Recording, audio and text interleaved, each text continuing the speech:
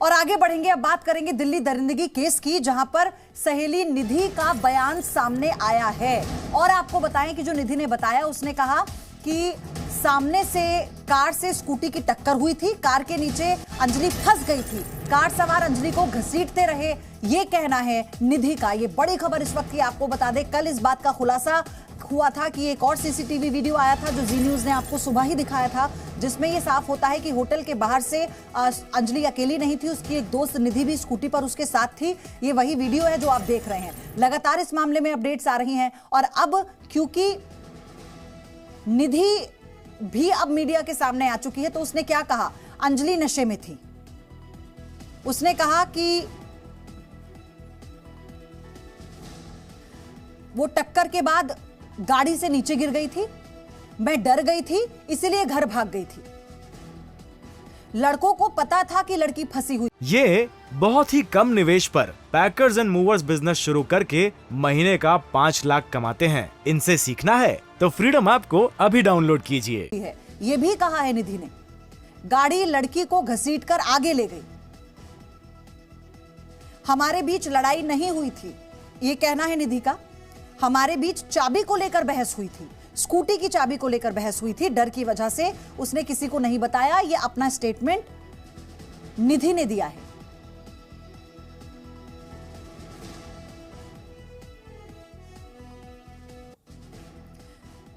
अंजलि की दोस्त का बयान आया है और उसने जो बातें बताई हैं, उसके बाद भी अभी कई ऐसे सवाल हैं जिनका जवाब आना बाकी है।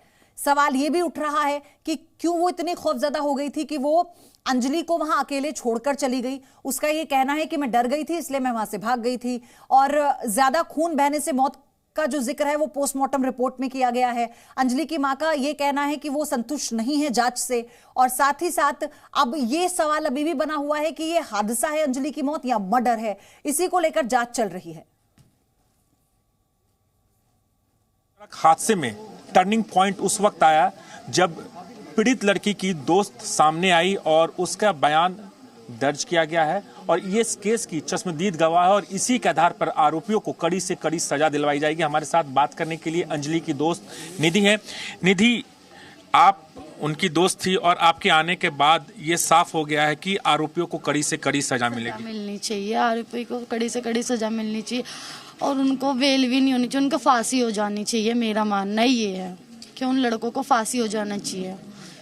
आपकी गवाही के बाद आपके दोस्त को इंसाफ मिलेगा? क्योंकि जिस तरीके नहीं मिलेगा उसको, उन लड़कों को फांसी दे देनी चाहिए, क्योंकि ऐसे लड़कों का जीने का कोई हक नहीं है दुनिया में। जो उनको पता था कि लड़की नीचे है और फिर भी वो गाड़ी घसीटते हुए लेके गए, ये गलत है। कि हमें पता है और उस चीज को हम नजरअंदाज कर रहे हैं। ठीक है, क्योंकि आपकी गवाही तो बहुत इंपॉर्टेंट हो जाती है इस केस में। हाँ जी, तो इसलिए तो मैं कह रही हूँ लड़कों को तो बेल क्या छोड़ने का मौका ही नहीं मिलना चाहिए, उनको तो फांसी होनी चाहिए। जैसे उनको सब पता था लड़की नीचे है, ये है वो है, तो भी उन्होंने जानबूझकर वो लेके गए स्पीड से। ऐसे लड़कों का जीने का हक ही नहीं जो लड़कियों की कुछ समझे ही ना लड़कियों को। ठीक है बस। निधि, हमारा एक सवाल है, पूरा देश जानना चाहता है कि 31st की नाइट आप थे और उस घटनाक्रम को आप थोड़ा ब्रीफ में बताइए कि क्या घटनाक्रम हुआ था जब आप होटल से निकले, उसके बाद क्या हुआ?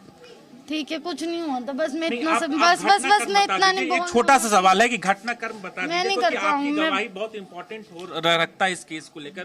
तो मैंने बता दीजिए एक बार, आप घटनाक्रम बता दीजिए, क्या घटनाक्रम हुआ था? घटना ये हुई थी, हमारी बात हो रही थी, वो कह रही थी मैं ड्राइविंग करूंगी, मैंने कहा नहीं मैं करूंगी ड्राइविंग, हमारी इस बात पे बात हो रही थी। फिर यही बात होते होते वो कह रही मैं ही करूंगी, मेरी स्कूटी है, तो मैंने दे दी उसको। देखो उसको दे दी, उसकी चीज थी, ये तो कोई वो नहीं है, मैंने दे दी उसको, उसकी स्कूटी चला तू कर ड्राइविंग। वो ड्राइविंग करने लग गई। ड्राइविंग करते करते आगे से गाड़ी आई और हम भी ऐसे जा रहे थे, तो एकदम टक्कर हुई, वो गाड़ी के नीचे घुस गई, मैं अपनी स्कूटी के मतलब बगल में गिर गई, मैं बच गई और उसको वो सही थी, मतलब वो चिल्ला रही थी गाड़ी के नीचे से, पर उसकी उन्होंने नहीं सुनी और गाड़ी में कोई गाने कोई सॉन्ग कुछ नहीं। हाँ, मेरा सवाल लग रहा था कि गाड़ी में कोई म्यूजिक बजा रहा था, तो लड़कों ने बयान दिया कि म्यूजिक चल रहा नहीं, था। कोई म्यूजिक नहीं था बस। तो एक और सवाल लास्ट है कि आप वहां से गई, आप वहां से चली गई थी, क्या हुआ था फिर? बोल दो। आपको डर लग रहा था? मैं बहुत डर गई थी, इसलिए मैं वहां से चली गई थी। तो ये निधि हैं जिनका कहना था घटना के बाद ये डर गई थी, जिसके बाद ये यहाँ से चली गई और अब उनको लगा कि मीडिया के सामने आना चाहिए। जब पुलिस ने पूरे मामले की मैपिंग की और उसके बाद लड़की के बारे में पता चला तो ये मीडिया के सामने आए और अपनी आप बीती रख रही है। राजू राज, जी मीडिया, दिल्ली। तो निधि सुल्तानपुरी की रहने वाली है और मनोज मित्तल भी सुल्तानपुरी का ही रहने वाला है। मनोज मित्तल उन 5 आरोपियों में से एक है जो वारदात वाली कार में उस रात सवार था। जी न्यूज की पड़ताल में 5 आरोपियों से जुड़े कई अहम सुराग मिले और यह भी पता चला कि जिस कार से अंजलि को टक्कर मारी गई वो कार किसी और के नाम पर रजिस्टर्ड है।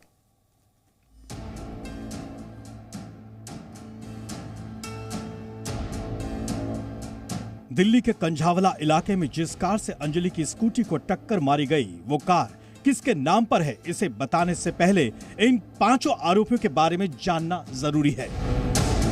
पहला आरोपी दीपक खन्ना, उम्र 26 साल, पेशे से ड्राइवर। पुलिस के मुताबिक वारदात के दौरान गाड़ी यही चला रहा था। आरोपी नंबर 2 अमित खन्ना, उम्र 25 साल, उत्तम नगर में काम करता है। आरोपी नंबर 3 कृष्ण, उम्र 27 साल, स्पेनिश कल्चरल सेंटर में काम करता है। आरोपी नंबर 4 मिथुन, उम्र 26 साल, दिल्ली के नारायणा में हेयर ड्रेसर का काम करता है। आरोपी नंबर 5 मनोज मित्तल, उम्र 27 साल, सुल्तानपुरी में राशन डीलर है। दिल्ली पुलिस की एफआईआर के मुताबिक मनोज मित्तल वारदात के दौरान कार में दीपक खन्ना के बगल वाली सीट पर बैठा हुआ था।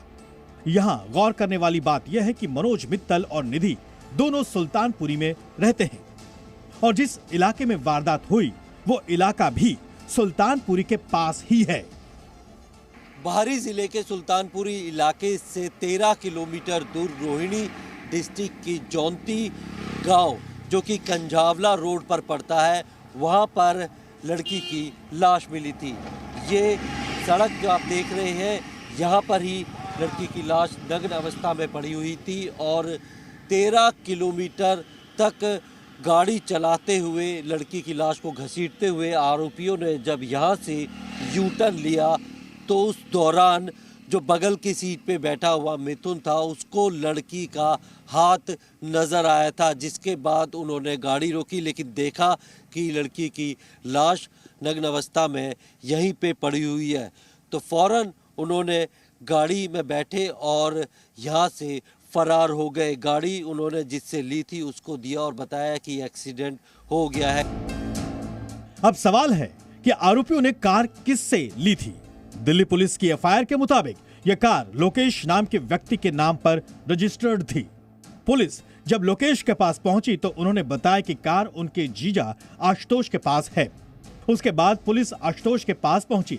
उन्होंने बताया कि 31 दिसंबर की शाम को करीब 7 बजे दीपक खन्ना और अमित खन्ना नाम के 2 आरोपियों ने उनसे कार मांगी और अगली सुबह 5 बजे कार खड़ी कर सभी आरोपी अपने अपने घर चले गए। उसके बाद पुलिस आरोपियों के पास पहुंची। आरोपियों ने बताया कि वारदात के दौरान उन्होंने ड्रिंक कर रखी थी। प्रमोद शर्मा, जी मीडिया, दिल्ली। तो अंजलि की दोस्त निधि के बयान के बाद से पूरे मामले में कई सारे मोड़ आ चुके हैं और मोड़ इस बात को लेकर भी है कि क्यों ऐसे हालात पैदा हो गए थे कि निधि डरकर भाग गई थी। सवाल यह भी है। और अगर निधि अपने स्टेटमेंट में ये कहती है कि लाउड म्यूजिक कार में नहीं बज रहा था, उसने देखा कि अंजलि कार में फंस चुकी है, उसने देखा कि वो चीख रही है, उसके बावजूद भी उसने पुलिस को खबर नहीं की, उसके बावजूद भी उसने ये जानकारी देने की कोशिश नहीं की कि वो किसी से मदद मांग सके, वो वहां से चली जाती है। और अब निधि का यह बयान कि जो आरोपी है उन्हें फांसी होनी चाहिए। तो हालांकि कई एंगल से इस पूरे मामले की जांच हो रही है। देखिए, पुलिस की कार्यशैली पर भी सवाल उठे थे। पुलिस ने पहली प्रेस कॉन्फ्रेंस की, पुलिस को इस सीसीटीवी फुटेज की कोई जानकारी नहीं थी और थी तो पुलिस ने साझा नहीं की। उसके बाद अब इसमें संयुक्त रूप से जांच हो रही है। तो इसके कितने पहलू हैं और अभी जो पूरी तरह से जो केस समझ में आ रहा है, इसकी गुत्थी सुलझ नहीं रही है। पुलिस भले ही ये कहे कि उसने इस मामले को सुलझा लिया है, पोस्टमार्टम रिपोर्ट पर माने सवाल उठाए हैं। पोस्टमार्टम रिपोर्ट में किसी भी तरह के सेक्सुअल हैरेसमेंट का कोई मामला नहीं है, किसी भी तरह की इंजरी की बात अभी तक नहीं आई है। लेकिन अगर ये सड़क दुर्घटना है तो फिर भी इसमें कई ऐसे सवाल हैं जिनके जवाब आने अभी बाकी हैं।